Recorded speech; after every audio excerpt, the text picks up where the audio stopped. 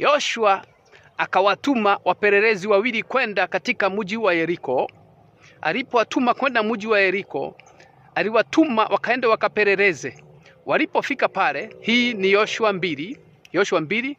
Walipofika pale wapelelezi ambao wametumwa na mtumishi wa Mungu. Kuna mtu ambaye ametumwa katika maisha yako. Nataka niongee na mtu ambaye hajajua Mungu. Nataka niongee na mtu ambaye hajajua wokovu. Nataka niongee na mtu ambaye ako pale katika jina la Yesu. Nikwambia kwamba Mungu anakuja kukutembelea bila kujua.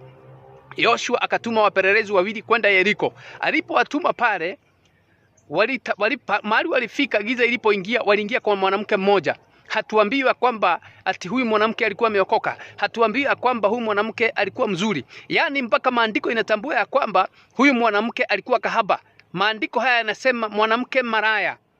Yeye ndiye aliyekaribisha wapelelezi wa Mungu. Wapelelezi waliotumwa na Yoshua, wao ndio waliowakaribisha. Can you imagine? Sijui kama wewe kuna mtu anaweza tumwa kwako ukamkaribisha. Sijui kama wewe kuna mtu anaweza kuwa na shida ukamkaribisha kwako wakati giza imeingia. Sijui kama wewe kuna mtu ambaye anaweza fika kwako akiwa ametaabika ukaweza kumkaribisha. Hawa wapelelezi walikaribishwa na mwanamke mmoja aliyekuwa malaya katika jina la Yesu.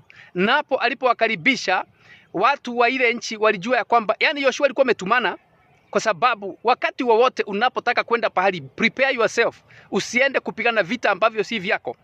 Tuma maombi yako, tuma wapelelezi wako, tuma malaika. Ambia Mungu nitangulie. Yoshua pale akatumana.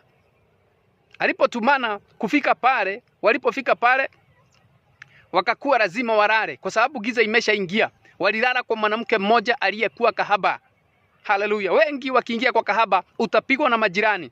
Ukaweza lala kwa kahaba, ukaweza lala kwa mwizi, ukaweza lala kwa mlevi, na wewe unaitwa mtumishi wa Mungu, watu watakupiga na mawe. Lakini wacha nikwambie, katika dunia hii kama kuna moyo Mungu anahitaji huu moyo wa mlevi, anahitaji huu moyo wa mtu aliye kahaba, anahitaji huyu moyo wa mtu ambaye ni muuaji, kwa sababu Yesu hajakuja kukomboa waliokombolewa, amekuja kukomboa wale ambao hawamjui. Nataka nikwambie siku ya leo ya kwamba Mungu wako pamoja nawe, anakuja kukutembelea soon and soon. Before you know it, God will visit you. Kabla hujajua, kabla hujafahamu, kabla hujafikiria, kuna mtu atakuja kutembea kwa maisha yako, na akitembea kwa maisha yako, mabadiliko yataingia, na kuitishia baraka yako siku ya leo, na kuitishia nguvu mpya, na kuitishia malaika ambao walitumwa kwa Rahabu. Hao malaika ambao walitumika na wale wapelelezi wawili, wakaingia katika ile nyumba. Hata nami na watuma kwa maisha yako, waje wakubariki, waje wakuokoe kutokana vita, waje wakuombee wewe.